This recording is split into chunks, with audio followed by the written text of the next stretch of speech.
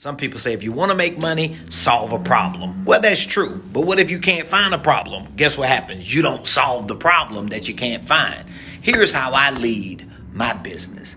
Here is how I make the best sales and the most frequent sales. I'm not looking for a problem to solve. I'm really not. I'm sharing solutions. I'm giving answers to questions when I don't even know where the problem is or where the question is or who has the problem or who wants to ask the question. I don't really care. I'm going to give the solution.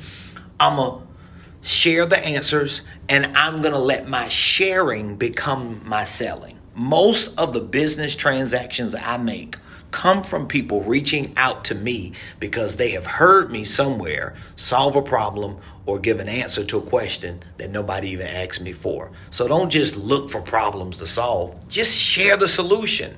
Give the answer.